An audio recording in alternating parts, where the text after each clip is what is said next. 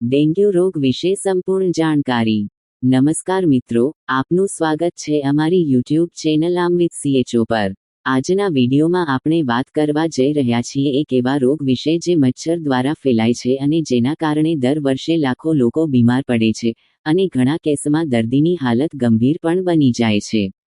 હા મિત્રો, આજે આપણે વાત કરીશું ડેન્ગ્યુ રોગ વિશે। ડેન્ગ્યુ એ એક વાયરસજન્ય રોગ છે જે ખાસ કરીને વરસાદી સિઝનમાં અને પાણી ભરાવાની જગ્યાઓમાં ઝડપથી ફેલાય છે।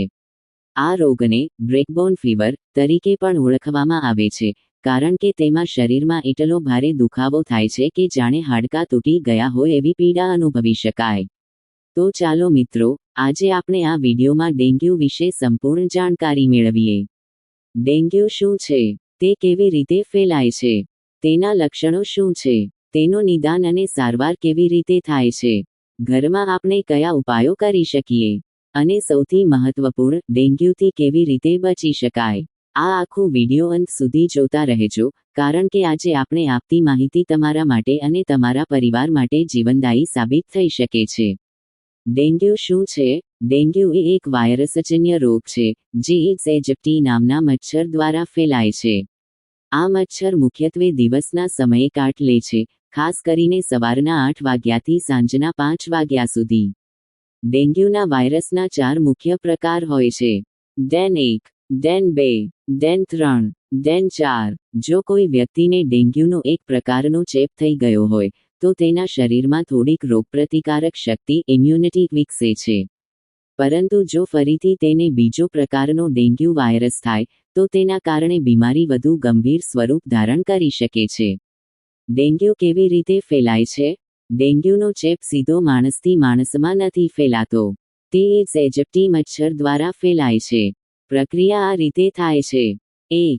જો મચ્છર ડેન્ગ્યુથી પીડિત વ્યક્તિને કાટે છે તો તે મચ્છરના શરીરમાં ડેન્ગ્યુ વાયરસ પ્રવેશ કરે છે। 2. તે મચ્છર જ્યારે બીજા સ્વસ્થ વ્યક્તિને કાટે છે ત્યારે તે વ્યક્તિને પણ ડેન્ગ્યુ વાયરસ ચેપ લગાડી દે છે। આ મચ્છર ખાસ કરીને સ્વચ્છ પાણીમાં પેદા થાય છે, જેમ કે ટાંકી, કુલર, ગમલા, જૂના ટાયર, બોટલ અથવા પાઇપમાં ભરાયેલું પાણી। ડેન્ગ્યુના લક્ષણો, સિમ્પટમ્સ ઓફ ડેન્ગી। ડેન્ગ્યુના લક્ષણો સામાન્ય રીતે મચ્છર કાટ્યા પછી 4 થી 10 દિવસમાં દેખાવા માંડે છે। શરૂઆતમાં આ લક્ષણો સામાન્ય તાવ જેવા લાગે છે, તેથી ઘણીવાર દર્દી તેને અવગણે છે।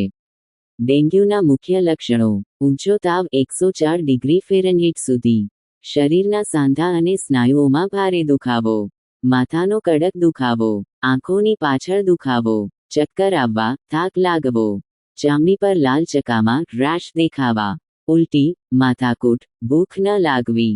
ગંભીર ડેન્ગ્યુ સવેર ડેન્ગીના લક્ષણો: નાક કે દાંતમાંથી લોહી નીકળવું, ઉલટીમાં કે પખાનામાં લોહી આવવું, ખૂબ જ પસીનો આવવો અને બેભાન થઈ જવું, પેટમાં પાણી ભરાવું ફ્લુઇડ એક્યુમ્યુલેશન, બ્લડ પ્રેશર ખૂબ ઘટી જવું। આવા લક્ષણો દેખાય તો તરત જ હોસ્પિટલનો સંપર્ક કરવો જોઈએ, કારણ કે ગંભીર ડેન્ગ્યુ જીવલેણ સાબિત થઈ શકે છે। ડેન્ગ્યુનું નિદાન, ડાયગ્નોસિસ ઓફ ડેન્ગી। ડેન્ગ્યુનું નિદાન ડોક્ટર દ્વારા કરવામાં આવે છે।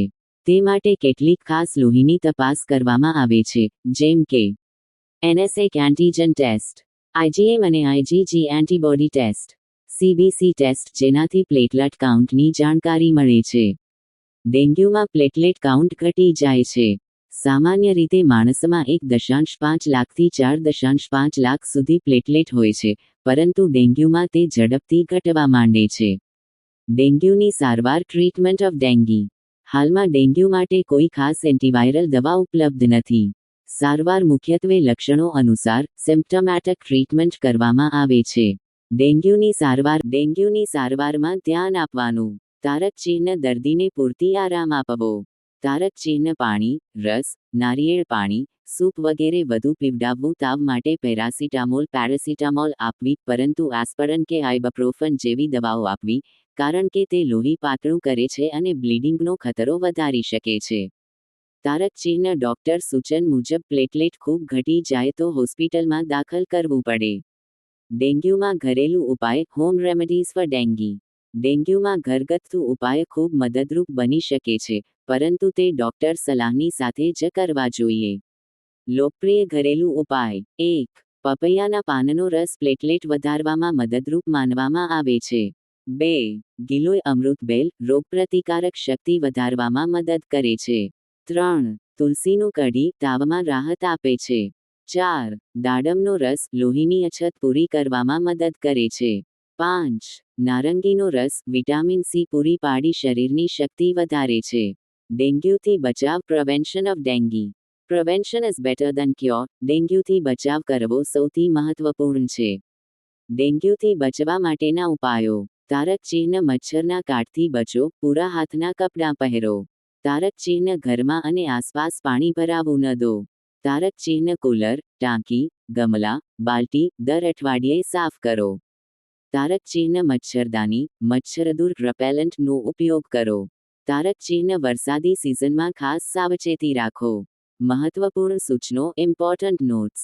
ડેન્ગ્યુમાં પોતે દવા ન લેવાય, હંમેશા ડોક્ટરનો સંપર્ક કરો. લાંબો ચાલે, શરીરમાં દુખાવો વધારે થાય અથવા બ્લીડિંગના લક્ષણો દેખાય તો તરત હોસ્પિટલ જવું.